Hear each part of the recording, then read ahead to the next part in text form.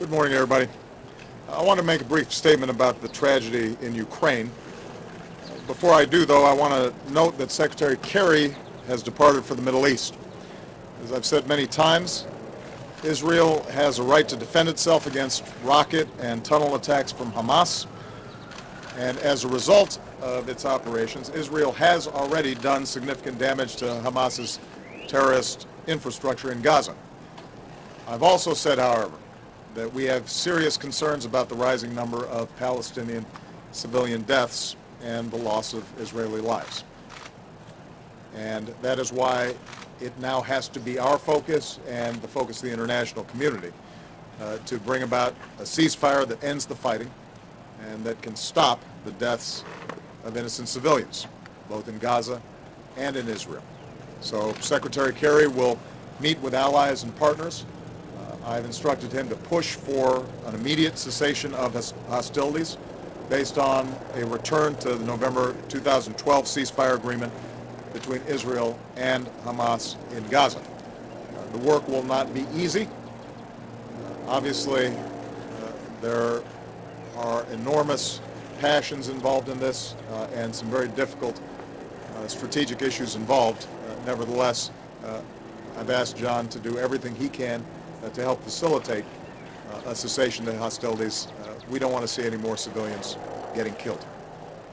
With respect to Ukraine, it's now been 4 days since Malaysian Airlines Flight 17 was shot down over territory controlled by Russian-backed separatists in Ukraine.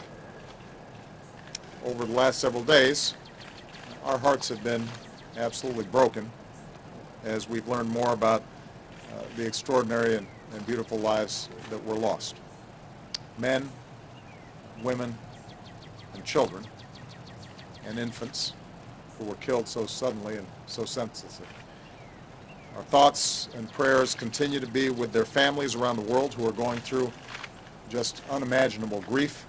I've had the opportunity to speak to a number of leaders around the world whose citizens were lost on this flight, and all of them remain in a state of shock, but frankly also in a state of outrage.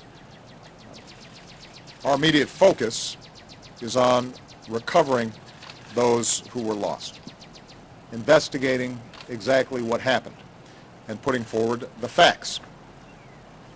We have to make sure that the truth is out and that accountability exists. Now, international investigators are on the ground. They have been organized. I've sent teams. Other countries have sent teams.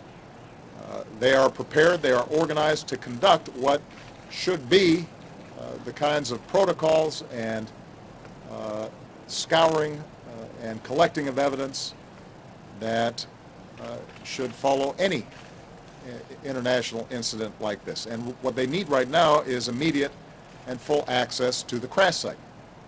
They need to be able to conduct a prompt and full and unimpeded as well as transparent investigation.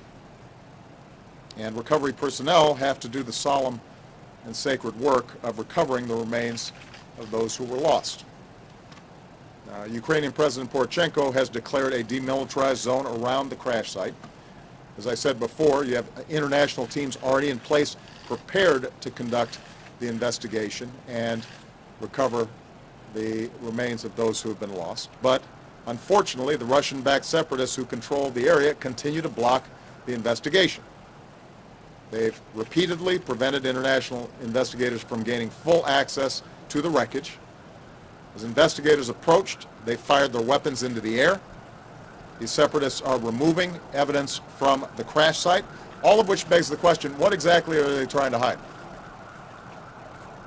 Moreover, these Russian-backed separatists are removing bodies from the crash site, oftentimes without the care that we would normally expect from a tragedy like this. And this is an insult to those who've lost loved ones. This is the kind of behavior that has no place in the community of nations. Now, Russia has extraordinary influence over these separatists. No one denies that. Russia has urged them on. Russia has trained them.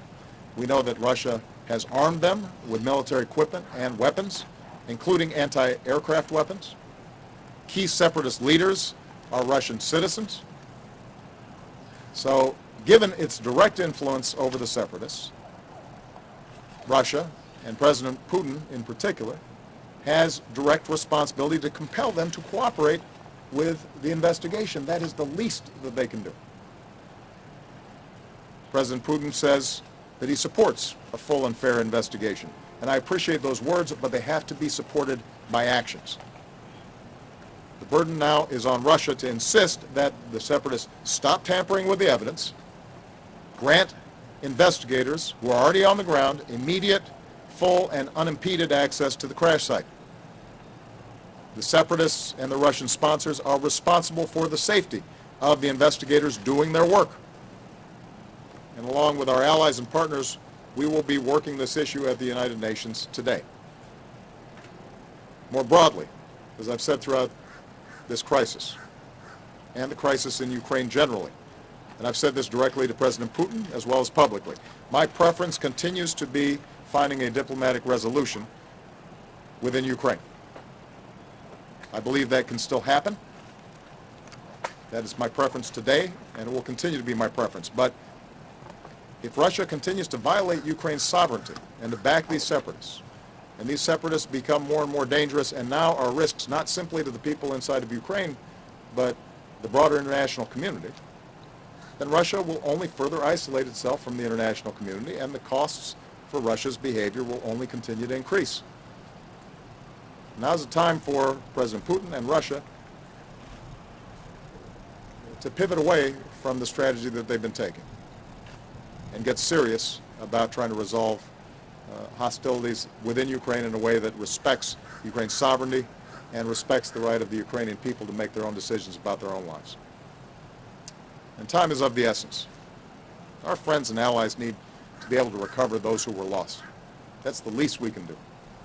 That's the least that decency demands. Families deserve to be able to lay their loved ones to rest with dignity. The world deserves to know exactly what happened. And the people of Ukraine deserve to determine their own future. Thanks. President, are you considering sanctions or other actions if Russia doesn't help?